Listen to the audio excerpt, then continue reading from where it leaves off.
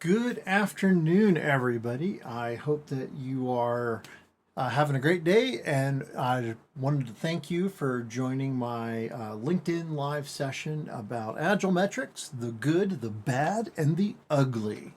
Hope you're having a great day. Let's jump right in and move on with our presentation. So who is this guy? Let's start with that real quick. My name is Bill DeVoe. I'm an enterprise agile coach. I've been in IT for over 30 years now and doing agile for over 25 of that. So kind of been there, done that, got the t-shirt, wore it out, need to get a new t-shirt. I've also been an SPC or safe program consultant and practice consultant, depending on which SPC version you are, for over 10 years now. Actually, it's just over 12 and a half now. But very familiar with SAFE and all the things going on there. And I've been in a wide variety of different industries in my career, including telecommunications, healthcare, finance, government, consumer electronics, kind of running the whole gamut there. I am associated with Artemis Agile Consulting, that's my main company, but also B Cubed, which is a consortium of coaches that I'm working with. I'll do a little bit more about that when we get into it. But let's go ahead and jump on into Agile Metrics. So first things first, let's talk a little bit about what metrics we should be looking for. I kind of like what Management 3.0 did with their metrics guide. They had 12 principles. I've kind of put some of the highlights here that I think are useful for sort of considering as we get into what are good metrics, what are bad metrics, and what are ugly metrics. So first one here, measuring for a purpose. The intent here is that metrics aren't the end themselves, right? They're a beginning, and they should be having a reason for being used. We want there to be a reason for these metrics to be used. So we want them to have a purpose. And so whatever we're measuring, you get more of what you measure, right? We want to get behaviors that are going to be useful based upon the metrics that we're measuring and why we're using them. We want to shrink the unknown. This is all about metrics being surrogates, right? They're not actual information. They are representative of the data that we have. So we don't want to jump to conclusions. Instead, we want to reduce the size of what's unknown. So we want to find what metrics are going to tell us about the places that we're not looking, the places under the bed sheets, under the rugs, etc., and the corners that are not places where we're able to get really good data from the team itself or just from observations. And so we want to use the metrics to kind of measure what we have. And then also we want to experiment and try other things that are going to let us go beyond what those metrics are showing us right now. So shrink what we don't know by measuring it. We want to seek to improve, right? We're not looking at using vanity metrics. We don't want to try to find things that look good but aren't useful. So instead, we want to try to find metrics that are useful and are going to help you do better. So that's really the intent here, is trying to find metrics that are going to help us be better in the future. We want to own our metrics, right? Everybody should feel ownership of and responsibility and accountability to the metrics that we are capturing. So we want to make sure everyone feels like there's an intent here and that intent is being realized through the actions that the team is taking based upon the data that we have. We talk about Agile and especially Scrum being empirical processes. We use data to drive decisions, but we have to own those metrics. We need to understand what that data is. We have to feel like they are representative of us and be, again, responsible and accountable for them. We want to promote values and transparency. So our metrics should find ways to be intended to mirror the values that we have, whether those are things like individuals and interactions over processes and tools, or some other value that we have either as a team, an organization, or a company. We want to find a way that we can track how are we doing about exemplifying those values, about adhering to those values. But we also want to be transparent about it. We want transparency as part of this. Metrics are not done so that they can be presented in a star chamber so that people don't have any visibility to them. We want them transparent. We want to show them to the world. And again, because we own them, because they're our metrics, we have that opportunity to be able to defend them against, people questioning stuff.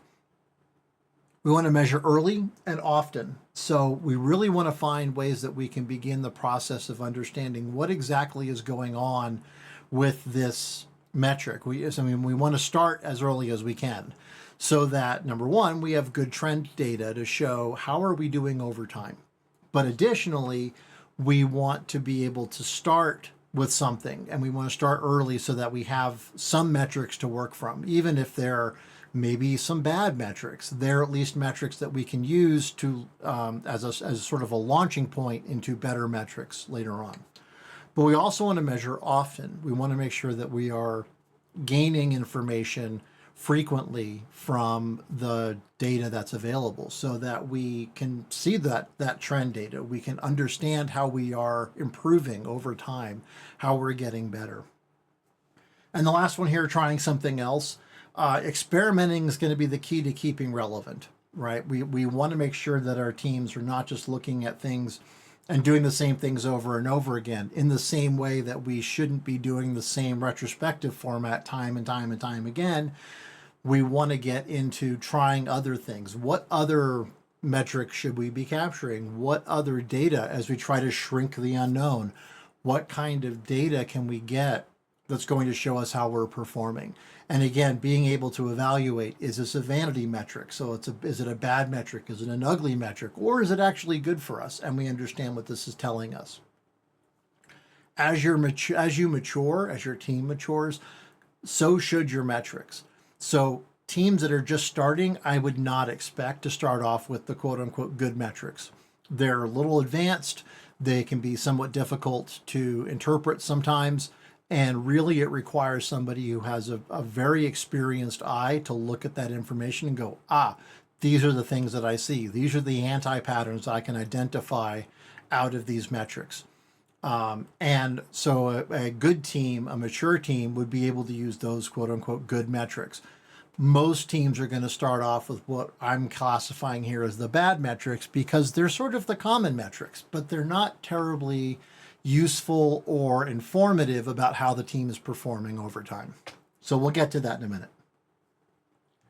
All right, let's jump on in with the good metrics. So the good metrics are going to look at team performance over time. Again, that trend data. Again, they are going to be potentially a little more advanced than most basic teams. Most teams just starting their Agile journey would be able to adopt quickly, but they do provide a clear vision into how the team is doing, how the team performance at a glance. So I had a great experience several years ago. A friend of mine was talking about cumulative flow diagrams, which is actually our next metric, but he said, I don't understand them. I looked at a chart and it did this and these things and all this stuff like that. It had this other stuff and it wasn't this state for a long time. I'm like, you just identified at least 5 coachable moments from that explanation alone. And so, sometimes the metrics that we're looking at provide us the opportunity to make a lot of interpretations about how a team is doing by just simply looking at what the data is showing us. The last thing a good metric should do is have some clear links to actions that we can take to improve that stuff. Again, this may require some more expert eyes taking a look at this data to say, I understand where your problems are, or at least where some of your problems are. So let's jump in with our first one here real quick, which is that cumulative flow diagram. So the cumulative flow diagram, without a doubt, is my favorite metric of all time. Again, I can look at a CFD and I can identify very quickly whether there's good going on, whether there's bad going on. Some very easy to understand anti-patterns about maybe workflow, that kind of stuff. In general, the CFD is used to kind of show how work moves through the different steps that the team has identified on their Scrum board or on their Kanban board. Ideally, we're looking at work to be done as one chunk of work up here. And then we have our work in progress, which could be this design or build and test, although those aren't my favorite states. But if you're using Rally, for instance, this might be in progress and complete. And then your last state is your work that's been done. This is all the stuff that's been completed by the team, it's been accepted by the product owner, and it is done, right? And it meets our definition of done. So ideally what we're looking at is that we start off and we've got some nice curves here. There's a good space here for the work that's in progress. We're not putting everything into progress all at once. We're not changing the scope that we've committed to over the course of the sprint. We don't have starvation. None of these are going to zero and flat. So this particular example is a very good cumulative flow diagram example for a team. So the idea here is that we're looking at this and we're able to very quickly identify, are there some major impediments and blockages and bottlenecks to how this team is operating? And typically what you're going to see again are some of those core things. I can definitely provide some examples if you guys have questions. Do not hesitate to reach out after this session.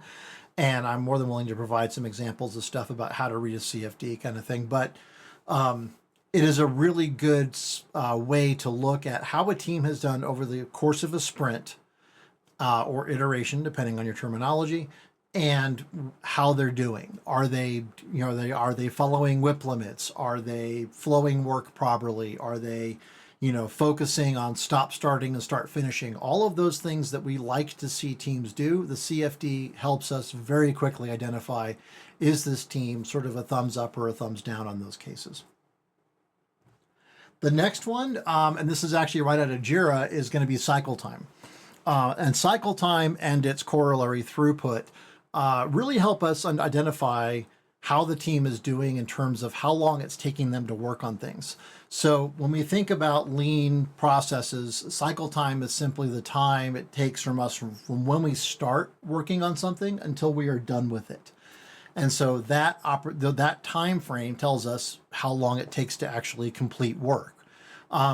There is a related one called lead time that I don't include in here simply because the lead time can be really misleading, because sometimes in some implementations, you're doing stories that are based off of features and they sit in your backlog for a very long time.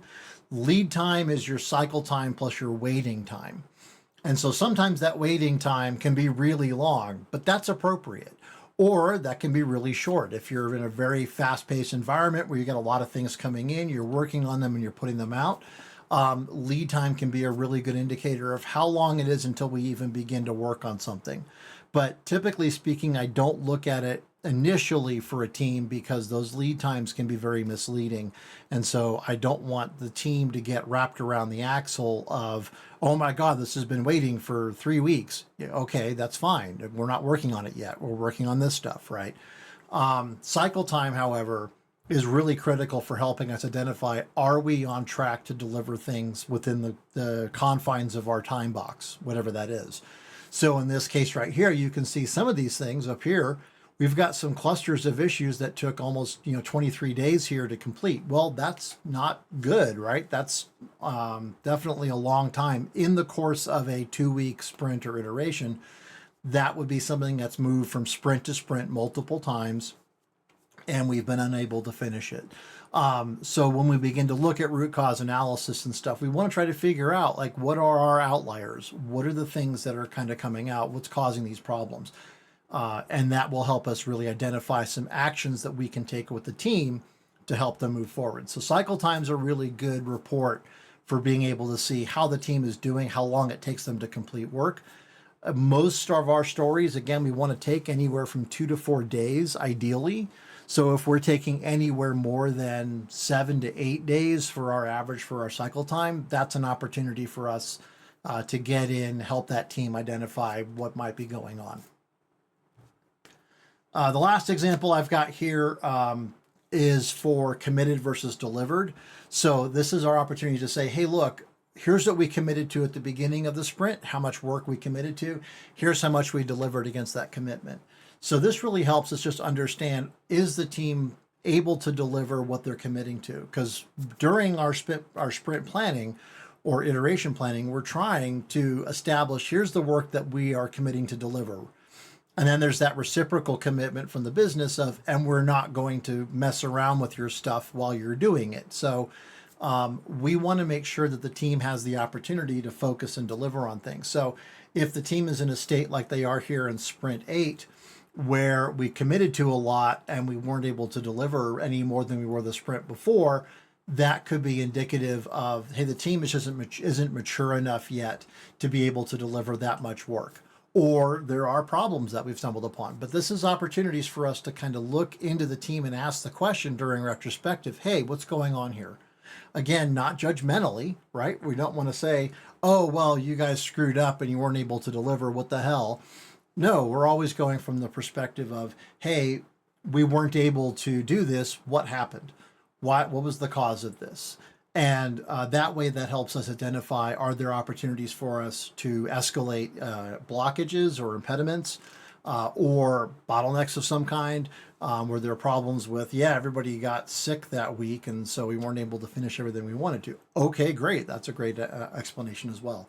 But this really just helps us kind of identify, hey, look, how is this team doing? You can see here that over time, this team is doing better. They are committing to a little bit more. They're able to deliver a little bit more. This last sprint, they kind of had a little bit of a fall off, but nothing major, right? In fact, I would say with this team, probably very little correction would need to happen here. But the idea is that we're able to identify this based on this trend data and these committed versus delivered. Now, one thing to be cautious of is that you might still be delivering, like let's say here in Sprint 11, where we delivered, say 20, we committed to 22 and we delivered 22. How much of that 22 that we delivered was what we actually committed to, and how much of it was unplanned work? So there's still an element here where you can improve upon this metric by looking at how much was committed work versus how much was uncommitted work, i.e. unplanned, that was delivered. Because we may have had to dump off a bunch of planned work to address uncommitted issues, which could be indicative of other problems. It could involve technical debt. It could be issues around how the team is moving work through their flow, et cetera. So we do want to be a little bit conscientious about not just, are we delivering the same number of story points or stories that we say we're committing to, but also what is the ratio of what was actually planned versus unplanned that was delivered. Some other metrics to keep track of are things like planned versus unplanned work, as I just said. Code coverage. How much of our code is being tested and run through all the time? Obviously, automation is a tremendous benefit here to really make sure that, number one, we can do this kind of testing very quickly and exercise those paths, both happy paths and failure paths. But it also helps you identify just, what kinds of issues might be cropping up very quickly. Your escaped defect rate. How many defects are actually making it out of your sprints? So when you get to the end of your sprint and you believe that you're done with something, how many defects are you finding? So that's a good metric for determining how are we doing over time? Are we building quality into our products such that our escape defect rate is going down over time? The technical debt ratio, how much work that we're doing is technical debt versus new development. How much are we having to do for rework? Refactoring is slightly different, so you might want to be conscientious about removing refactors from that technical debt evaluation, but you want to be thinking about how much technical debt we're actually having to address. And then code churn or rework. Again, anything that we're coming up where we thought we were done with something, but we have to go back and redo things because it wasn't right the first time. All of those things are leading us to slower value delivery. We're not able to deliver value to our customers or the business. And so we have to be understanding of that. So quick summary, generally speaking, we're looking at trend data. We want it to be team-based, right? We're not looking at individuals here. Nothing we saw was like, oh, Bob did this and Alice did this. This is all very team-based. We're focusing on how the team is performing.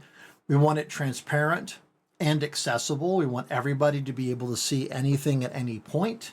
And again, measured early and often, because we want to make sure that we're tracking these trends as early as we can, but also that we have the opportunity to see how we are doing over time. So measure early, measure often.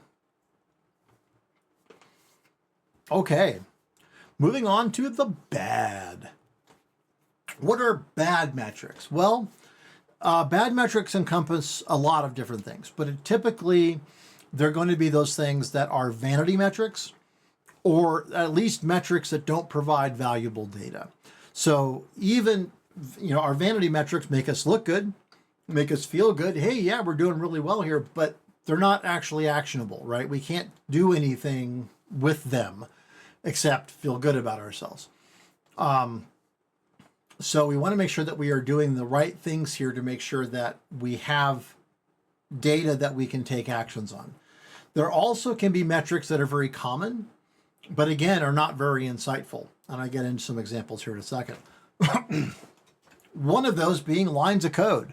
I've had several clients that have focused on lines of code as an element that they wanted to track over time. Hey, how are we doing for lines of code? Are we seeing that improve over time? So on this particular chart, yeah, you are.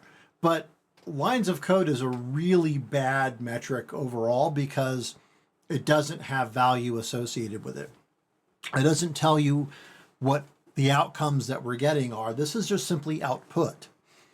And in this particular case, there's a lot of people, there's a great Dilbert that talked about how it was like they were going to pay them based on the number of bugs that they found and squashed. And Wally is like, oh yeah, I'm coding me an RV this afternoon. But the idea being is that if you're simply measuring lines of code, that can be easily gamed. If you're trying to figure out the number of bugs that you're finding and squashing, again, very easily gamed. It goes back to the Russian nail factory or Soviet nail factory joke from the 80s and 90s. So we want to try to find ways that we can not be focusing on things like lines of code that are going to be very easily gamed by the team to look good, but don't actually provide any value about what does this tell us? What actions could we take? If I brought this to retrospective, what would this tell us about ourselves? Yeah, we're doing a little bit more lines of code than we were before. Cool. Yay us. But we can't really take any action on that. Another one, obviously very common, is the burn down chart. I actually personally find burn down charts not terribly useful because number one, the ideal line, I very rarely, I don't, if maybe not ever, have seen a team be at or below the ideal line. And the team feels an awful lot of pressure because they're not making any progress and they feel like they're behind. And they may not be. But that ideal line really does put a lot of pressure on them, and I feel like it's inappropriate pressure. What I typically see with teams are this one here, the lag. It's like nothing happens for like maybe half the sprint, and then we start seeing things close. So, we're just, maybe we have too much open. Maybe we're not doing things. Again, this is something that the cumulative flow diagram would show us. What is the state of the work at every given point during the sprint? We could see, oh yeah, you guys opened everything on day one. Then you're starting to close things by the middle of the sprint because you're too busy, working on too many different open items. So maybe a stop starting, start finishing approach would be useful there. So I see this the most, the lag with this drop off, or the lag with this cliff. I think this is probably one of the most common charts that I see for burn downs. And then the next most would be this gap, right? As we've done some work, we're doing some things, there's some lags in here, and then there's a lot of stuff we never finished. So definitely an opportunity with the gap kind of model of, hey, look, we really need to stop starting and start finishing. We really need to work on that finishing piece of it. And this wave obviously is going to be things like, hey, look, we've started some things, we've added some scope, we've completed some stuff, maybe we had to reopen it for some reason. We added some more scope, but we're not actually making any progress, right? So This is Chris Nielsen wrote an article on medium.com that has some really good examples of this and then talks about the specifics and why these are the way they are. So if you get a chance to check it out, I highly recommend it. But the burn down chart is, again, not terribly useful as actionable because you're just, it's a lagging indicator in a way of how the team is doing. And there is some data, but it requires a lot of digging to get into it. And there are other metrics that provide better information that's actionable faster than the burn down does. Some other bad metric examples are going to be things like utilization rates. So how much people are, being used. A lot of the times I see this with project managers who have been made into scrum masters, and they're trying to do the calculations for, oh, well, if ever this person's here, then that means they have 8 story points worth of space that they can do. And if they're only doing 3, then I have seen spreadsheets from hell about utilization rates and about extrapolating out what the velocity or the capacity of the team should be. And it's just, please stop. Don't do that. Total story points completed. Again, not terribly useful data. It's an interesting data point, but it's not very actionable. What are we going to do to improve that? Double the number of story points per item. I actually once had a director tell me that their job was to increase productivity, and they were measuring that by velocity. I said, great, double all your estimates. Congratulations, you just became a superhero. It's utterly useless metric. Don't do it. And the last one, the number of defects. This kind of goes into a little bit of a philosophical debate in a way, because sometimes defects are like when we are developing a story and testers are validating the work as it's being built, they'll find problems and they'll report those as defects. And so again, sort of you get more of the behavior you reward. If you reward them based on defects, then you're going to get a lot more defects. I used to be of the mindset that you wanted to record everything you found even during development. While a story was still in progress, if you found something wrong, you recorded it as a defect and then you would go back and fix it. I have since changed my mind completely. And anything in my mind, anything that's happening during the course of the development of the story, i.e. while the story is in progress, is not a defect. You are noting things that need to be completed before the defect can be marked as completed or accepted by the product owner. And so those aren't defects. Those are just deficiencies in how we have developed the story to date. And we need to do more to fix that. And then the product owner has the decision to say, yes, I'm accepting this work as is. And if there are deviances from what I wanted, then I will add more stories to the backlog to correct those. And we will flesh out additional functionality as a result.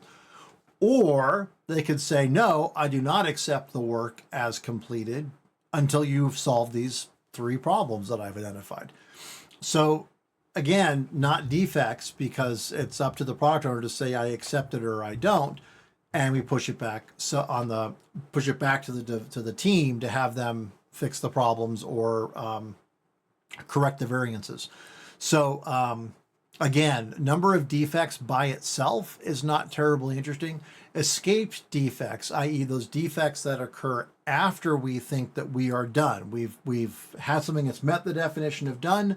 We have found a problem after that. Then we can say, okay, now we have an opportunity to do some work here. So I just want to make sure I'm kind of clear about that, because I did say escape defects was a good metric, and I'm saying number of defects is a bad metric.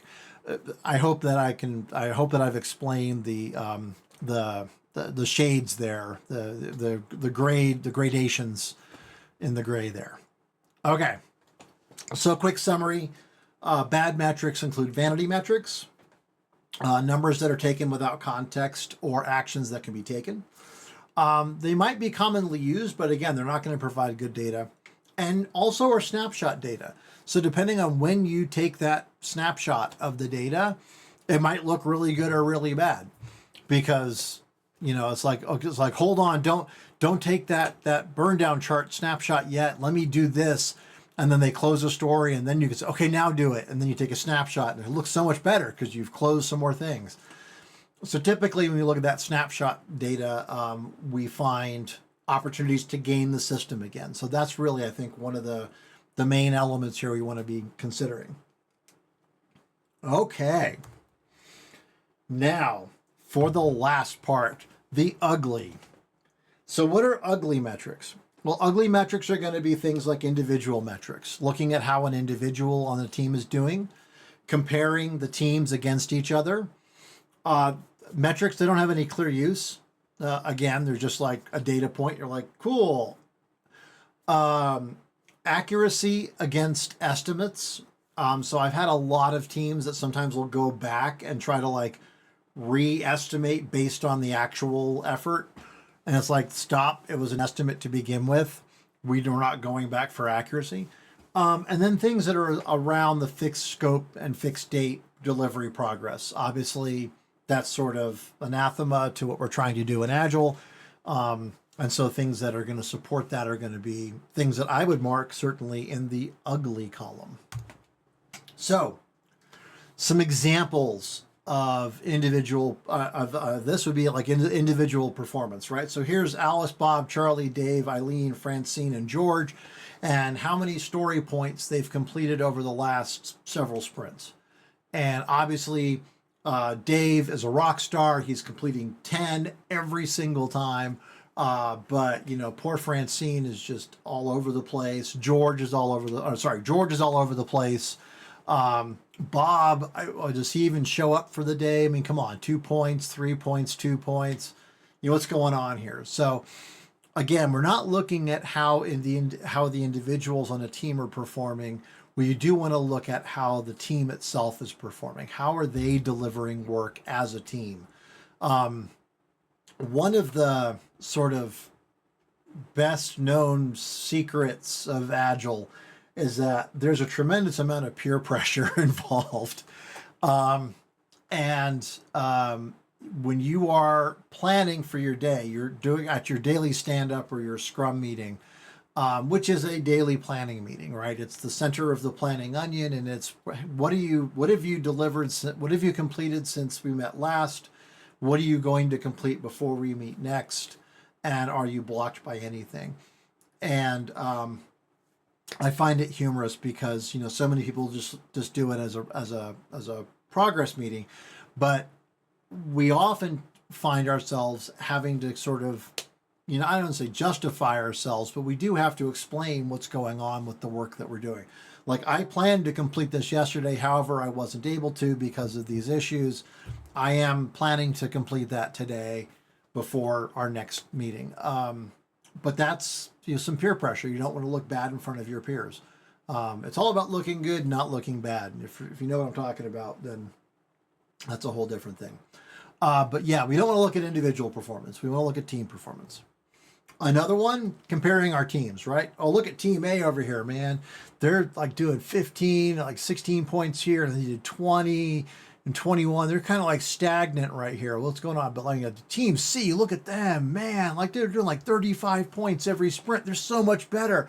And Team B, look at these guys. They suck so bad, right? No, that's that again, because what each team is using as their estimate for how big a story point is could be Team A is using koala bears, Team B is using blocks of obsidian, Team C is using molecules of mercury, and Team D is using blue whales.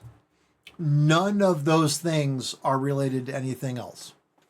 So what we want to instead look at is how are the teams doing over time? And you can see that actually the teams are pretty stable. I mean, Team A here has actually done quite well. They've gone from 16 points up here to 20 points. They went up to 21. They went back to 20, so they've made some changes and they're seeing some improvements come out of that. But that's what we want to look at. We want to look at that trend data for each individual team independently of the other teams. The last one here is this like estimate accuracy, like, oh, well, 90% of our estimates were accurate in sprint 1, and then it went up, but then it went really down in sprint 3 and was like 78%. It was so bad. Again, we don't go back and re-estimate our estimates with actuals. So we don't want to do something like this where we're trying to figure out how closely we got to how much it actually was. Things, when we're doing work, sometimes we open up a story and it's a lot smaller than we thought it was. Other times we open up a story and it explodes in our face and it's 5 times the size that we originally thought. This is just what happens. And so we have to understand that that sort of life happening kind of perspective is something that is going to happen. And so we need to find ways to address that, and trying to meet ideals kind of like this are just fool's errands. So let's not waste our time doing that. So a quick summary on some of these ugly metrics. Again, not focused on the team, but on the individuals. We're comparing our teams. Again, that no clear action based on the data that we're seeing. That reinforces some of the anti-patterns of the organization. Again, things like lack of psychological safety or fearing failure. Those kinds of anti-patterns that we see can often be reinforced by metrics that are used or they're weaponized against team members or against teams. And so we really want to find ways that we can remove that. And that's what makes these ugly, especially when they're weaponized like that. All right. So quick recap. Some metrics are easy. Not all are useful. Common metrics can still be bad or ugly metrics. Even though they're common, even though everybody uses them, that doesn't mean that they're a good metric. We really want to go beyond the basics to understand the deeper opportunities for the team. So again, when we think about those good metrics that I mentioned, like cumulative flow diagrams and cycle time, control charts, those kinds of things, those provide a tremendous amount of data, but you also have to be able to interpret that data properly. So you might need to bring somebody into the process who's going to be able to explain that stuff to you. We want to experiment frequently. We want to try new things. We want to test out new ideas. We want to find things. And we want to have hypotheses. When we look at something like lean change management, Jason Little's book, he talks about like, look, you want to have a hypothesis that you're validating or disproving by running that experiment, right? Run tons of small experiments. One of my former coworkers, who actually was a personal coach of mine for a while, Lenny Noyles, he talked about teams that he would work with, and he would have them run like 100 experiments in a 2-week sprint. So they don't have to be really big experiments. They can be really, really tiny, but you want to try to find things to play with and, explore so that people can have a chance to check it out, to try something new, to say, wow, that worked, or, oh my God, that so didn't work. But if we don't try it, you're never going to know. And then the last thing here, engage some coaches and some experts. If you're not sure where to start, you're not sure, how to get help in this stuff, talk to people in the industry that who are Agile coaches, who are experts in this stuff, who can help you with those things, because that's going to be really important as you move through your maturity with your teams. So I just have a little thing here for Q&A, but if you guys have questions, please leave them in comments, and I will absolutely address them. This is a lot less interactive than I expected it was going to be, mostly because of how LinkedIn events works, not because of anything that you guys are doing. But please make sure you drop in some Q&A. Also, I'm posting this on my YouTube channel afterwards. So if you're watching this on YouTube, then you will also please drop comments and I'll answer them. A quick plug, obviously, my company, Artemis Agile Consulting, does all of this stuff. You can get to me via artemisagile.com, and I am actually actively looking for another gig. So if you guys have any leads on anything, please reach out to me. Also, I am working with a consortium of other coaches. We're sort of like a co-op, Agile coach co-op called B Cubed. That's our logo. The logo there with beryllium cube. And you can reach us there at b-3inc.com. There's the idea really behind B Cubed is that there's a lot of different coaches who can come in and help an organization with one sort of one-stop shopping, instead of having to get a coach from here and a coach from here and a team coach from here and a program coach over there, and having a whole bunch of different providers, different staffing firms providing different coaches. B Cubed would be able to bring several coaches to one engagement at different levels of engagement as needed. So we have several team coaches, program coaches, and enterprise coaches that can help out any of the needs that an organization or enterprise has. So just a quick thing here. Here's some references for some of the things that I used as part of coalescing this presentation together. Chris Nielsen's burn down charts one obviously is an example that was there, and please feel free to check that out. I think it's a really good little thing. The second thing, that Age of Product has a thing about useless Agile metrics. I think it's really useful to have that information available, just to kind of see what kinds of things some people in the industry are thinking of, like, oh yeah, no, this is a very unhelpful thing to do. And then the last one here, this 5 Agile metrics, just some really good metrics that are not part of the ones that I called out specifically. They were ones that I mentioned as other examples. But there's a lot more drill down into that there. And I think it would be useful for even some experienced coaches to go take a look at those, because there's things in there that are not typical or well-known metrics that people are used to. So, but anyway, thank you so much for joining our session today. We're ending a little bit early. I went through each slide a little faster than I expected. But I really appreciate you guys being here and watching later.